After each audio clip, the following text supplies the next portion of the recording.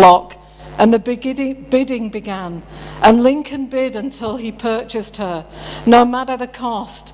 And after he paid the auctioneer, he walked over to the woman and he said, "You're free."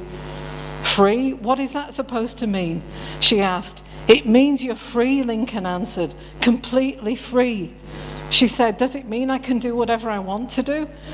"Yes," he said, "free to do whatever you want to do, free to say whatever I want to say.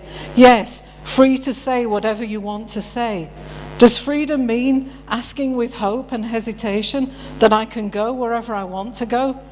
Lincoln replied, "It means exactly that you can go wherever you want to go." And with tears of joy and gratitude welling up in her eyes, she said, "Then I think I'll go with you." The story illustrates what God did for us. We are bought with a price, and it was costly, the life of God's own Son. That once our new master paid the price for us, he set us free. That girl chose to follow Lincoln, and when God sets us free as a Christian, my choice has been to follow him. Grace is not an answer to carry on sinning, and we have misused it in the church. That, oh, well, I'm not under law, I'm under grace. It's not a license to sin, because one of the gifts is self-control. And as we grow in righteousness, grace is precious. It cost Jesus everything. You know, in one of the songs as well, grace is still around today, and it is still amazing. It still saves, and it still keeps us. And it will do that to the very end. And, you know, ask God to give you a fresh revelation of his graces. And I'll just finish with a little story. It's my dear friend, it's not my dear friend, it's a story. My dear friend had always patterned herself after her mother, who purported to be the ultimate Christian wife and mother.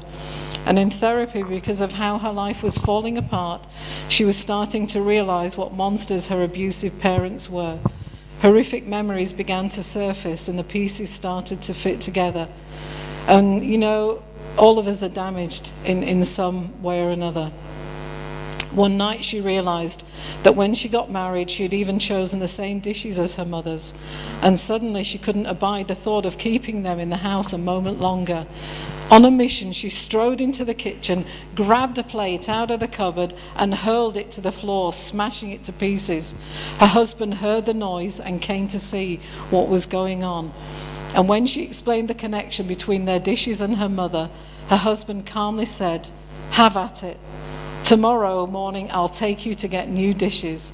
Not only did he clean up the mess when she was done, but all those broken shards damaged their kitchen floor, and he never mentioned it once again. Now that is grace.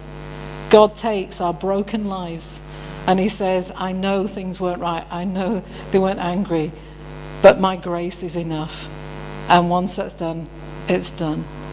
The grace of God is precious, and you know, may we all be filled with more grace.